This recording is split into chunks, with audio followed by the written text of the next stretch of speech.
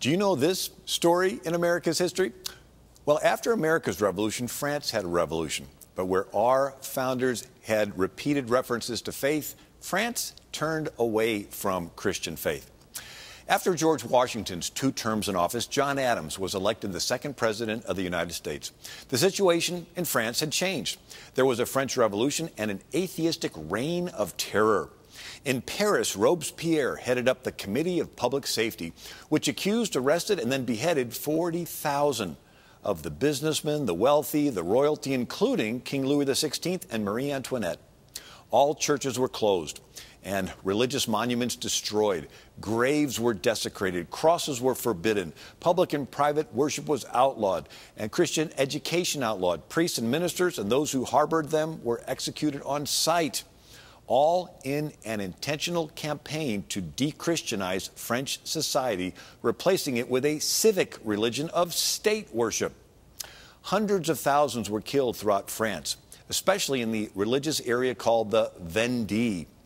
French privateers ignored treaties and then in 1798 had seized nearly 300 American ships bound for British ports. Talleyrand, the French Foreign Minister of Affairs, demanded millions of dollars in bribes in order for them to leave the American ships alone. Known as the XYZ Affair, the American Commission of Charles Pinckney, John Marshall, and Elbridge Gerry refused to pay the extortion fee. The cry went out across America, millions for defense, but not 1 cent for tribute.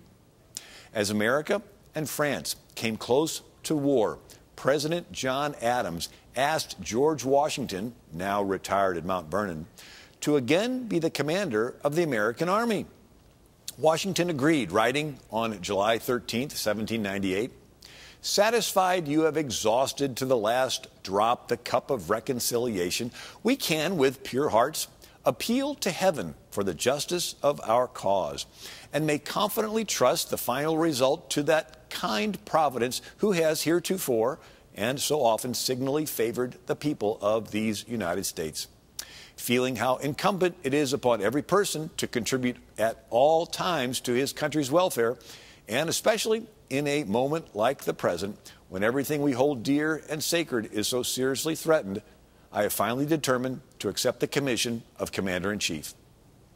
President John Adams declared a day of fasting on March 23, 1798, and again March 6, 1799, saying, "The people of the United States are still held in jeopardy by the insidious acts of a foreign nation, as well as by the dissemination among them of those principles subversive to the religious, moral, and social obligations," referring to the French infidelity that was infecting the campuses of the universities in America.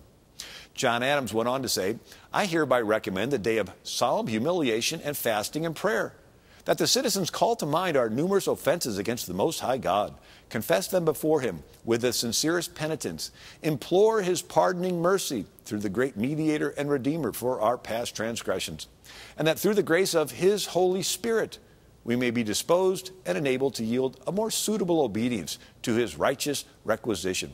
Righteousness exalteth a nation, but sin is a reproach to any people." Well, the prayers of the country were answered, and a second great awakening revival spread across America.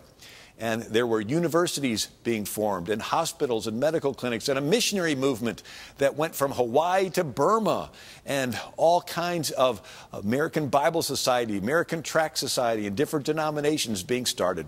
So where France had a revolution that was turning away from the Christian faith, America had a revolution that began with Christian faith and afterwards had a second great awakening revival. America is unique in world history, and especially for its faith. And it's important for us to remember these miracles in American history.